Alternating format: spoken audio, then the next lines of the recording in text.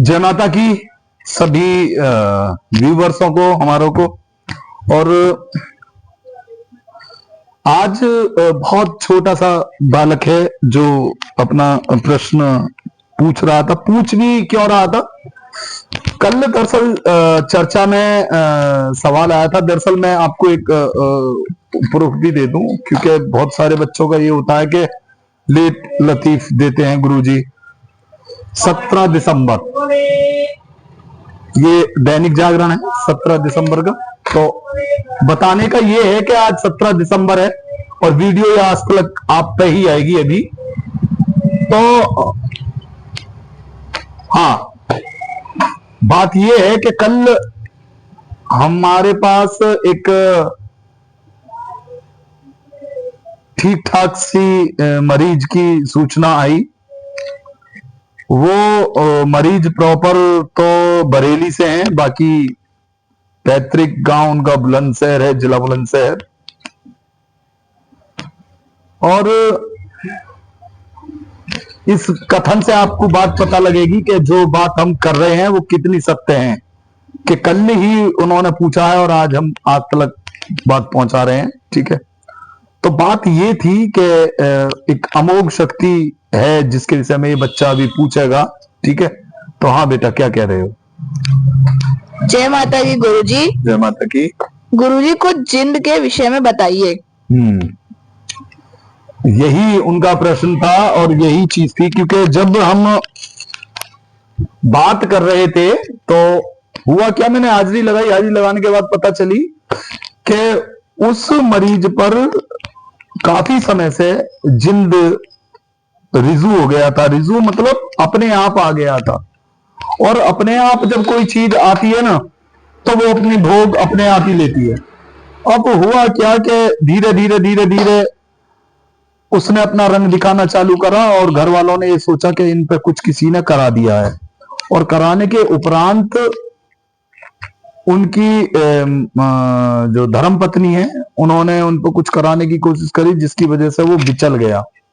और बिचलने के उपरांत होता क्या है कि वो बर्बादी की कंडीशन पे ला देता है, क्योंकि जिंद एक अमोघ शक्ति है। अर्श से फर्श तलक और फर्श से अर्श तलक पहुंचाने की हिम्मत रखता है।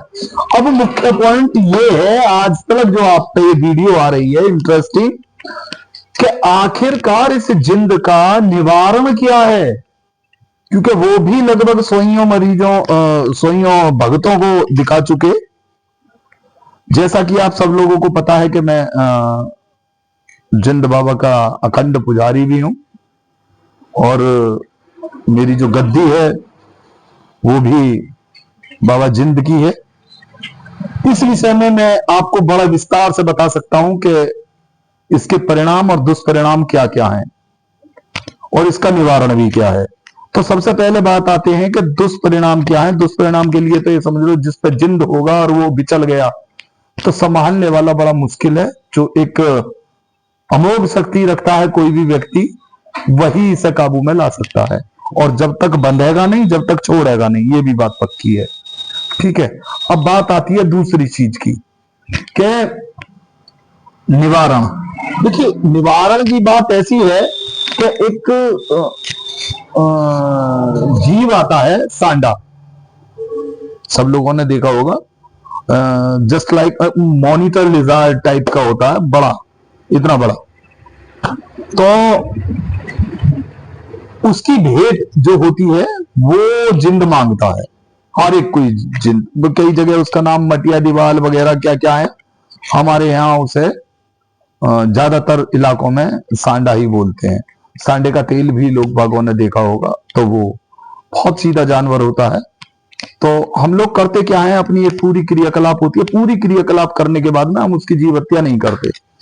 पहली बात तो विलुप्त प्राणी है, कानूनन अपराध है। दूसरा, हम लोग करते क्या है, एक ह्यूज अमाउंट में उसे किसी खेल दिखाने वाले से ले लेते हैं, जिसने वो पकड़ा हुआ होता है। और उससे फिर हम उसकी जो अपनी पूरी क्रियाकलाप होती है, अंगारी वगैरह करके, फिर उस पे हम उसकी पूंछ काट के उसकी रक्त की 7 बूंदें अंगारी पे डाल देते हैं। तब जिंद जाके अब वो भेंट स्वीकार करता है। जब वो भेंट स्वीकार कर लेता है तब आपके वाचा में आता है।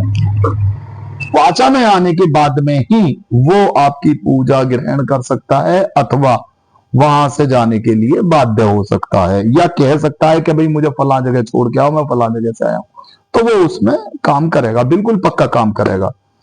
तो ये हुआ उसका एक पेटेंट निवारण। ठीक है। कुछ लोग शक्ति के मद में होके जिंद को पकड़ भी सकते हैं। जैसे बहुत सारे लोगों पर अमोघ शक्ति हो, बाबा जवाहर की, भैरव बाबा की हो, माता काली की हो, हनुमान बजरंग बली की हो, तो ये लोग क्या करते हैं कि भाई ये जिंद को पकड़ सकते हैं। लेकिन यदि किसी पर केवल एक प्रेत है जिसके कारण से वो काम कर रहा है तंत्र के या किसी और के, तो वो किसी भी कीमत पर जिंद का निवारण नहीं कर सकता, जैसा कि इन लोगों के साथ हुआ है। ये क्या है, आजकल बहुत सारे तांत्रिक क्या है, किताब वगैरह पढ़ के जो है, या कोई एक तावीज गंडा वगैरह सीख लिया, उसकी बदौलत जो है तांत्रिक बन के बैठ गए हैं और फिर उसका निवारण करने लगते हैं। होता क्या है, चीज बिचल जाती है, फिर व्यक्ति परेशान होता है। ठीक है। तो जो अमोघ शक्तियां होती हैं उसके लिए एक पेटेंट तांत्रिक ही जरूरत है, ये बात ध्यान रखें। और ये सब चीजें देखो आप लोगों तक है कि आप सत्यता को किस तरीके से देखें। अगर चैनल या कोई YouTube के माध्यम से आप किसी तांत्रिक से मिल रहे हैं, तो इतना बुद्धि विवेक तो सभी लोगों में है कि वो देख ले कि क्या भाई कोई AI का प्रयोग तो करके नहीं, आपको नहीं बहका रहा, या बहुत ही ज्यादा आडंबर करके यदि आपको कुछ कह रहा है, तो मैं समझता हूं वो उसके बस में कुछ है नहीं, वो सिर्फ चंद व्यूज पाने के लिए या कुछ करने के लिए ऐसा कुछ कर रहा है। हमारे चैनल पे व्यूज आए या ना आए, कोई पसंद करे या ना करे, हम अपनी बात पूर्ण सत्यता से आप लोगों तक पहुंचाते रहेंगे। ये मेरा आप सभी लोगों से वादा है। मेरा चैनल सदैव सदैव सत्य का ही सहारा देगा, जो हमारे बस में है वो करेगा। जितना भी हो सकता है उतनी हम सेवा करते रहेंगे।